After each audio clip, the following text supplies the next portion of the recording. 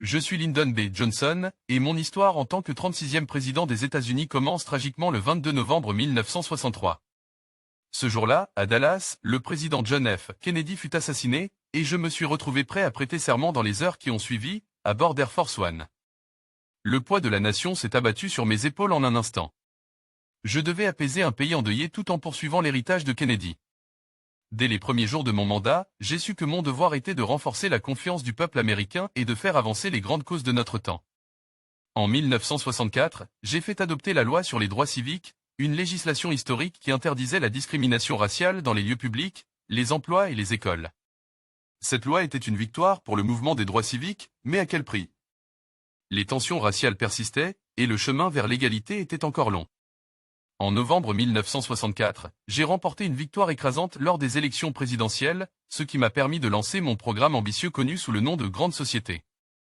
Mon objectif était clair, réduire la pauvreté, améliorer l'éducation et garantir l'accès aux soins de santé. Sous mon administration, des programmes tels que Medicare et Medicaid ont vu le jour, offrant une couverture médicale aux personnes âgées et aux plus démunies. J'étais fier de ces réalisations, mais elles suscitaient également des critiques, notamment sur le coût croissant de ces initiatives. Cependant, tout n'était pas rose. La guerre du Vietnam devint une ombre persistante qui assombrissait mon mandat. Convaincu que l'arrêt de l'expansion communiste était essentiel pour la sécurité mondiale, j'ai augmenté l'engagement américain en Asie du Sud-Est. Les années passant, le conflit s'intensifia, et les pertes humaines, tant américaines que vietnamiennes, se multiplièrent.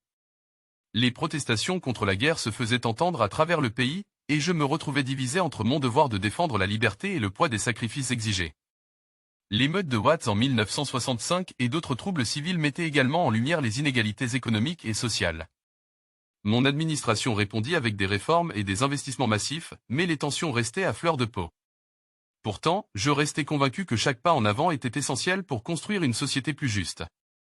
En 1968, l'année la plus tumultueuse de ma présidence, j'ai pris une décision difficile mais nécessaire.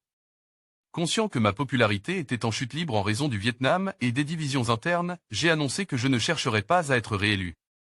Cette annonce était mon dernier acte pour rassembler la nation autour d'un nouvel espoir de paix et de réconciliation. En rétrospective, mes années à la Maison-Blanche furent marquées par de grandes avancées sociales et des luttes éprouvantes. J'avais pris des décisions difficiles, certaines contestées, d'autres saluées. Mais au fond de moi, je savais que j'avais donné tout ce que j'avais pour servir le peuple américain. Mon rêve d'une grande société reste un témoignage de ma foi en un avenir meilleur.